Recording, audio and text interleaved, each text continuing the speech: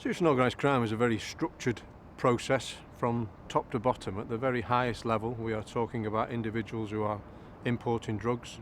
You've then got organised trafficking of people, firearms, financial crime obviously, and fraud and counterfeiting, cybercrime, the use of the computer to commit crime, and also child sexual exploitation and the organised criminal groups that are involved within exploiting young children.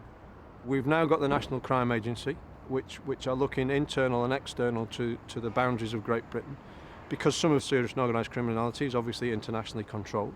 There is a link from that National Crime Agency into local forces.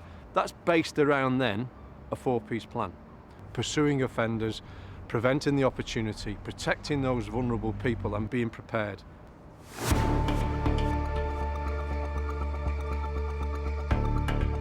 It can be anyone. Young people at school who might not be achieving very well. They are young people who are living in a family where there's a breakdown. People who are on the fringes of social drug taking and maybe get more involved in that. They're young people that have got vulnerabilities which makes them exploitable. I think from grassroots up, I think often you have lots of young people who they're not part of a gang, but they aspire to be with the boys who may be viewed as successful or influential within their community, who have a lot of kudos. Those boys, they may be the ones who are involved in low-level drug dealing, and there's older boys above them who are a bit more entrenched in the drug dealing, so on and so on. The serious and organised criminal will have key lieutenants, for want of a better term, who are working local communities across the whole country. What those lieutenants will then do is they will then start to identify, well, who's the key violent person in this location that I can start to use to actually drive my business. That lieutenant will also identify key groups of people who can do the running on drugs or whatever crime that they're involved in. And it's that network, that peer group network, and that group that comes together as a result of being disenfranchised.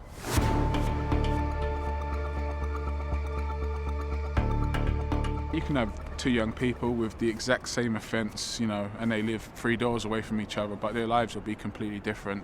Their reasons for offending will be completely different.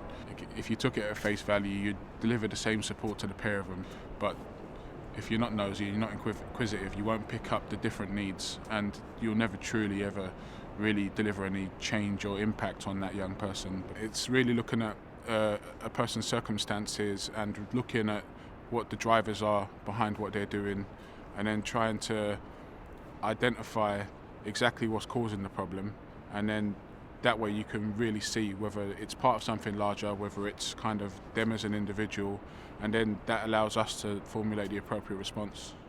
I can give them choices, I can build their resilience, I can give them that helping hand, the support and guidance. I can find somewhere safe for them to go. I can notify the police, I can notify social care.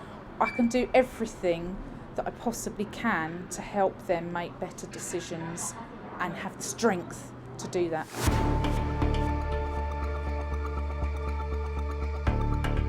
The communication that we have between all the agencies involved around one person is essential in gaining an understanding of what's happening in that young person's life, what interventions are already being made, so we don't duplicate, waste time, waste money, waste resources, and have that young person telling their story to a different person over and over again. So sharing information enables the young person to feel heard, listened to and valued.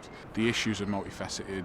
Some of the issues are social care issues, some of the issues are to do with youth opportunities and youth violence and gang crime. Some of the issues are straightforward criminality, and no one organisation can tackle all of those issues alone, and that's why the partnerships are important. The foundation to fighting serious and organised crime, I think, is about building stronger communities.